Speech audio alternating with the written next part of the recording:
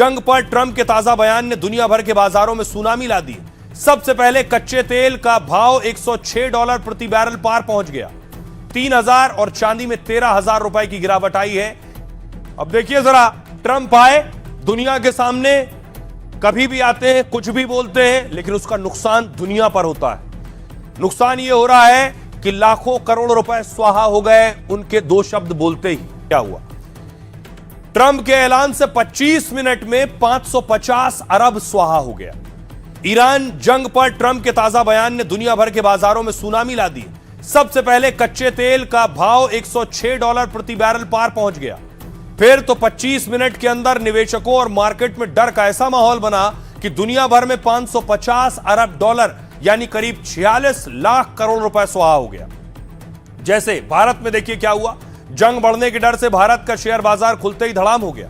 एक वक्त ये 2% गिरावट के साथ 71,545 के स्तर पर पहुंच गया था। सेंसेक्स करीब 1,500 अंक और निफ्टी 450 अंक से ज्यादा टूट गया। बड़े नुकसान के डर से विदेशी निवेशक अपना पैसा निकालने लगे। विदेशी निवेशकों ने 8,000 करोड़ रुपए से ज्यादा निकाले तो टेंशन बढ़ गई और कुछ ही घंटों में 10 लाख करोड़ रुपए की संपत्ति स्वाहा हो गई। बाद में रुपए में मजबूती आई तो बाजार संभला और 73,000 के पार पहुंचा। सोने में आज 3,000 और चांदी में 13,000 रुपए की गिरावट आई है। ईरान जंग से 34 दिन में सोना 16,000 रुपए और चांदी 42,000 रुपए सस्ती हुई। चीन में देखिए क्या हुआ। ट्रंप के बोलने के बाद चीन के सभी शेयर बाजारों में गिरावट दर्ज की गई। शंघाई कंपोजिट इंडेक्स में करीब 0.74% की गिरावट आई है। शेंझेन कंपोजिट इंडेक्स में 1.6 तक गिर गया है। जापान में देखिए शेयर बाजार में ट्रंप के ऐलान से कोहराम मच गया। निक्केई 225 में 1276 अंकों से ज्यादा की गिरावट दर्ज की गई है। मतलब जापान के शेयर बाजार में 2.76% से ज्यादा की कमी आई। विदेशी निवेशकों ने 88,000 करोड़ से ज्यादा के पैसे निकाले। 2008 के बाद जापान में सबसे बड़ा आर्थिक संकट दिख रहा है। अब अमेरिका की बात करिए। ट्रंप के बयान से अमेरिकी शेयर बाजार में भारी गिरावट आई। डाउ जोन्स करीब 1.5% और नेस्डेक 2% तक लुढ़क गए। अमेरिकी बाजार में साल की सबसे बड़ी गिरावट आई है और इसे करीब 20 लाख करोड़ के नुकसान की आशंका है और यहां से 20 लाख करोड़ से ज्यादा का नुकसान भी हो सकता है। सुनिए जरा, ये जो हालात हैं, बाजार ऊपर नीचे हो रहा है ट्रंप के ऐलान के साथ, अमेरिका की प्रतिक्रिया के साथ। सुनिए सियासतदान क्या कह रहे हैं। साथियों, कुछ लोग वेस्ट एशिया के इस कॉन्फ्लिक्ट के कारण कई तरह झूठ फैलाकर पैनिक फैलाना चाहते हैं।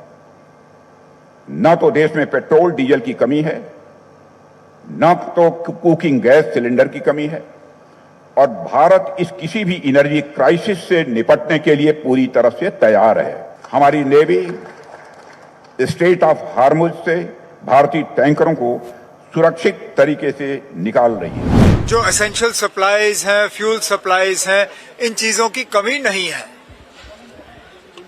अगले कम से कम 10 दिन 15 दिन के लिए हमारे पास हर चीज की सप्लाई मौजूद है। अब अगर ये जंग ज्यादा देर चली और मुल्क में इन चीजों की कमी शुरू हुई तो जाहिर सी बात है उसका असर हम पे भी पड़ेगा। कहीं गैस की कमी नहीं है, पेट्रोल डीजल मिल रहा है, कठिनाइयां है, समस्याएं है, फिर भी उसके बावजूद हमारी सरकार ने जो नीतियां अपनाई है उसके कारण आम आदमियों को किसी प्रकार की तकलीफ नहीं है और लोगों को रोष नहीं है। और इंटरनेशनल लेवल पर जब हम हमारी एनर्जी क्राइसिस में हम 86% इंपोर्ट करते हैं तो नेचुरली उसमें अड़चने तो है। सिलेंडर की मारा मारी जारी है। सिलेंडर का ब्लैक डबल और ट्रिपल हो गया। 2,000 तक सिलेंडर बिक रहे हैं। जो मजदूर 18-18, 20-20 एक कमरे में मुश्किल से लेटते थे, खाना बनाते थे, उनकी हालत खराब है। पलायन कर रहे हैं वो। तो प्रधानमंत्री जी क्या इंतजाम किया है? रूमर फैलाने का कोशिश है, अफवाह फैलाने की कोशिश कर रहे हैं। यही जगह में खड़े होकर राहुल गांधी ने क्या बयान दिया था? राहुल गांधी ने कहा था 2 दिन में पेट्रोल डीजल सब खाली हो जाएगा। सारे हमारे जो पड़ोसी देश है और बाकी देशों में इतना रिस्ट्रिक्शन, इतना पाबंदी सब लगाया, हमारा देश में सब कुछ ठीक ठाक चल रहा है। इस बड़ी जंग के बीच क्या इजराइल के टारगेट कुछ और है? इजराइल की सेना लेबनान में घुस गई है, जमीनी लड़ाई लड़ रही है, बॉर्डर पार करते हुए अंदर दाखिल हो गई है लेबनान में। अंदर 8 किलोमीटर अंदर तक घुस गई है, कई गांवों में कब्जा कर लिया।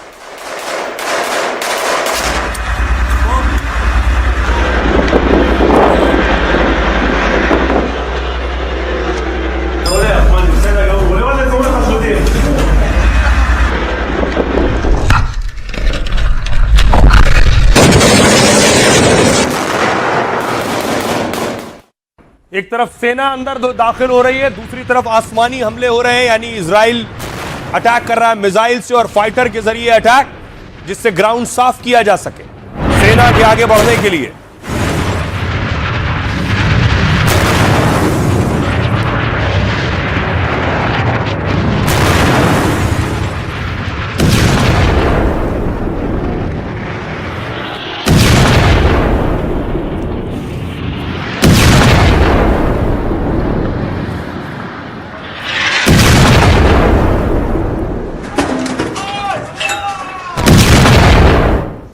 और इन सारे हमलों से क्या हुआ कि लेबनान की जो सेना थी वो पीछे भाग रही है। आप देख रहे हैं टैंक्स, सेना को पीछे भागना पड़ रहा है।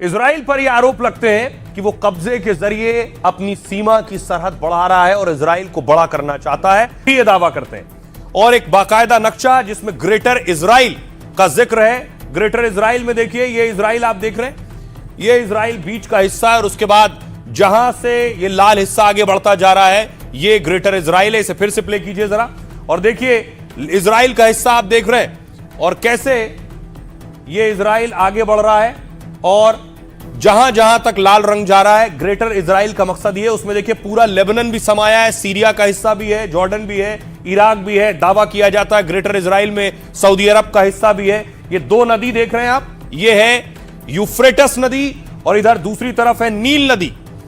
यूफ्रेटस से नील नदी के बीच का जो हिस्सा है ये ग्रेटर इजराइल है। दावा विरोधी करते हैं कि मकसद है इस पूरे हिस्से को कब्जाना। क्या यह संभव है? यह प्लान कहां से आया है और इसे कैसे लागू करने और इंप्लीमेंट करने की कोशिश इजराइल करता है, इसमें सच कितना है आपको बताऊं।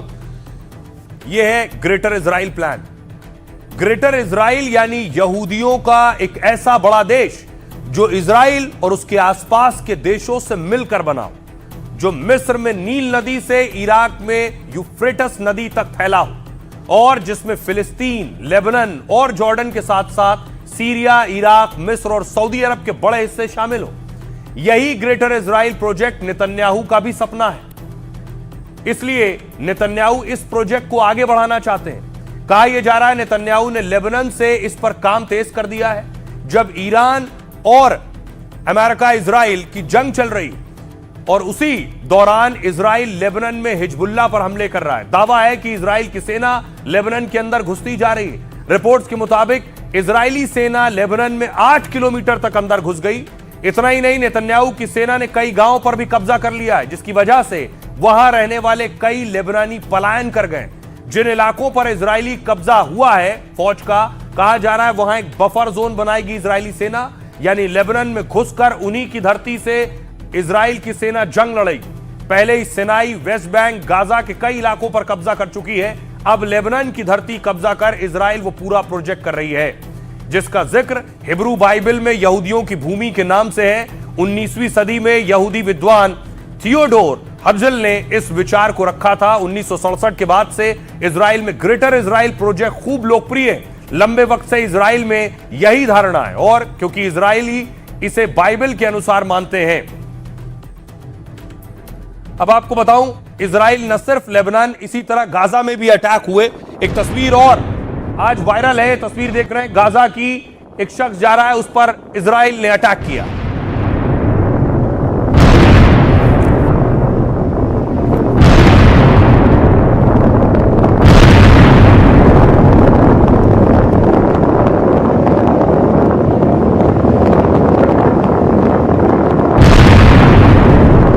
देखिए, सबसे ज्यादा स्ट्राइक साउथ लेबनान में हो रही है, जहां एक बड़े इलाके को इजराइल कब्जा करके करना चाहता है। वो उससे सिक्योरिटी बफर जोन बनाना चाहता है।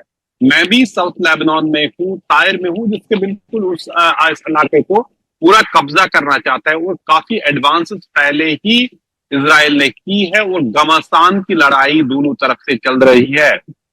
नकुरा से लेके जितने भी गांव है, कहीं एक गांव 8 किलोमीटर अंदर जो है, जो लेबनान की टेरिटरी है उस पे अभी तक कब्जा किया है इजराइल। इजराइल आगे बढ़ रहा है और गांव के गांव कब्जा कर रहा है।